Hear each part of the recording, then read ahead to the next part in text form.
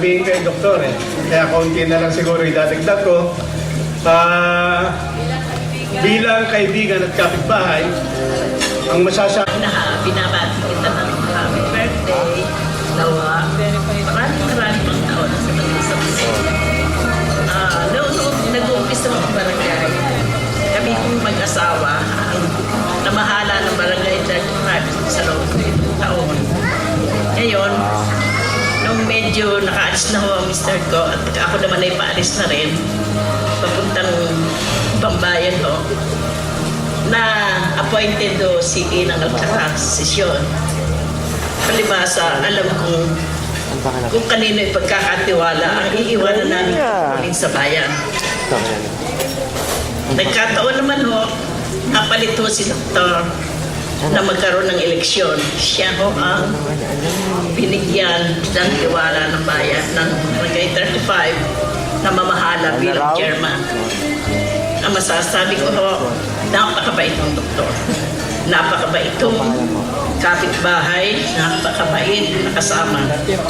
At nagpapasalamat ako. Inabot ko kanyang birthday ngayon bago ako umalis na saksihan ko. Ganda ng EP mo.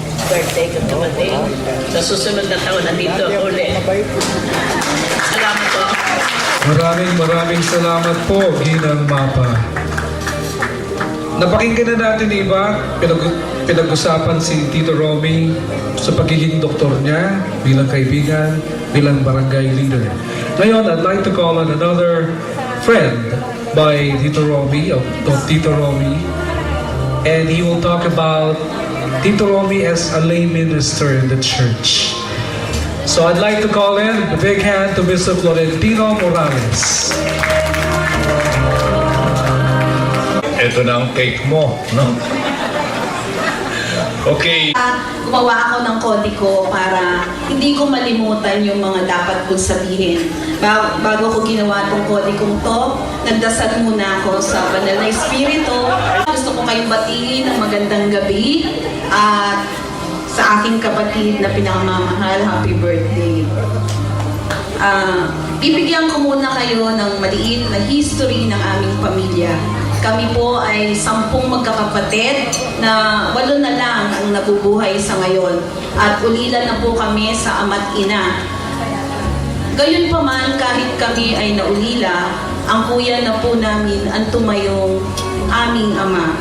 At bilang ama naming magkakapatid, ayaw po niya kaming magkawatak-watak. Pinilit po niya na kahit wala po kaming mga magulang, siya ang tumayong magulang namin upang kami ay magkasundo-sundo. Ako ninenervyos yata ako, nanginginig na po kami. Parang ngayon lang ako ninenervyos Kasi nasisilaw ako sa ilaw. Hindi ako sanay sa camera. Camera shy. Sabi, asa na ba ako? Bilang nakakatandang kapatid, ang masasabi ko, siya ay isang modelo. Bakit kamo? Kasi, hinangaan ko siya sa pagiging makadiyos, matalino, mapagpasensya, maunawain, mapagbigay, at higit sa lahat matulungin. Bilang kuya sa amin, sa kanya kami lumalapit kapag kami ay nangangailangan ng suportang pisikal. Ginagamot po niya kami. Suportang moral. Siya po ang palaging nagbibigay ng advice kapag kami ay naninigaw ng landas. Marami po kasi kami akong kapatid na ligaw. Halimbawa, ako yun. Hindi po, joke lang. At, saan ako? At, higit sa lahat, pinaka-importante, suportang pinansyal. Diba? Kaya, sa kanya kami lumalapit kapag kami ay kinakapos ng budget. At itong kuyang to ay walang sawa, nagpapautang kahit huwag mong bayaran. O diba?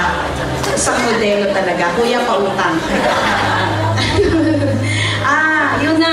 Yun na siya, hindi lang kapatid. Naibigay ko ng lahat. Gusto ko rin samantalahin itong gabing ito Sa walang hanggan naming pasasalamat sa iyo, Kuya, sa pagbibigay